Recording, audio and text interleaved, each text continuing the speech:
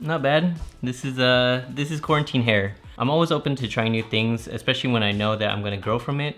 But there's always that sense of familiarity that is very comforting, especially when there are other parts in your life that are constantly changing and struggling. Before I had this haircut, I've been going to the same hairstylist every month for the past 4 years, and I couldn't find anyone else that was better than how she did it. So when the shelter in place happened, I was putting off my haircut for a very long time, hoping that we can get back to normal, small businesses would open again so that I can get my usual haircut. And I have a couple of these go-to things like my go-to Thai restaurant or sometimes even my go-to menu items. There are two reasons why I have some of these go-tos. The first reason is because I don't want to spend too much time always trying to figure out where I have to go. And the second reason is because I know that they provide a quality service or product, and it allows me to enjoy these little things like a simple haircut or a simple meal while I struggle with the challenging things.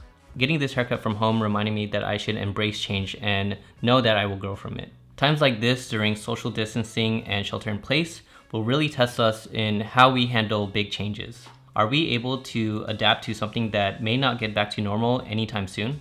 Change can be scary, but I truly believe that it's necessary for us to be better versions of ourselves. Everything around us changes, and we cannot wish that everything would get back to normal. If you're not used to change, big or small, I have 3 tips that I've learned personally and applied that can hopefully help you handle change and adapt to something new.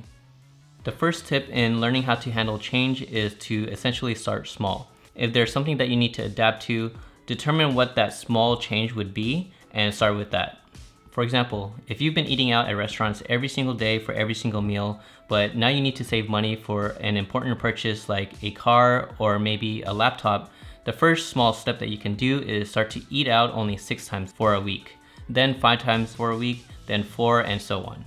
If you need to get rid of your old wardrobe to make room for your new one, my suggestion is to get rid of 1 item of clothing for the first day, then second for the second day, third for the third day, and so on. Or if that's too big of a change, I would say get rid of 1 item of clothing for the first week, then second for the second week. You get the idea. The idea is to build a habit and mental strength with a reasonable strategy versus trying to handle a big change all at once. And this may sound crazy to some, but I believe that certain aspects in your life should be constantly changing so you're constantly growing. This prevents you from getting too comfortable with your lifestyle and keeps you on your toes for anything unexpected. The second tip is to embrace the change, whether it's learning a new recipe, trying a new menu item, reading a new book, or creating a new habit. I've noticed that the willingness and enthusiasm to experiment is a great catalyst to adapt to change. Seeing change as opportunities versus threats will make it a lot easier for yourself to adapt.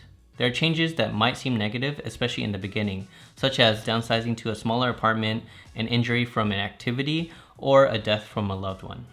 I'll admit that in the short term, there's probably no upside to this, but the money that you save in a smaller apartment will allow you to spend that money on something else that's more important to you. That injury that prevents you from doing that activity that you love will open up more opportunities for you to try something new. Shoutouts to Chris Baca, who essentially started his coffee business after his major injury. He started a coffee company with his friends called Cat and Cloud, which has grown so much over the years, and now has inspired many business owners to change the way they run their own business. And lastly, a death from a loved one, which I've experienced myself, has allowed me to change my perspectives on what is more important to me and allowed me to pursue that over the others. The third and last tip I would suggest is to reach out to others.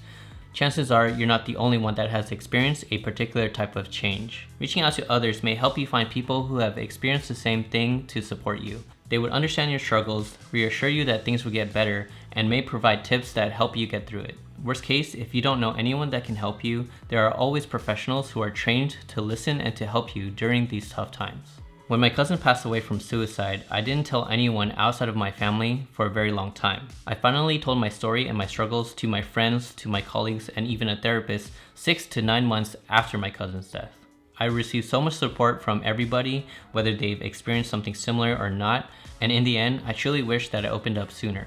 Allowing others who are willing and able to help carry your burden is what a community is all about. No matter how bad change may look, you can always turn it into something positive. Strive for growth, find opportunities, create connections. Hopefully one of these 3 tips can help you get through these tough times and any in the future. Don't forget to show your support to others because together we can get through any change and any obstacle. Thank you all for watching, stay safe, and I'll see you in the next video.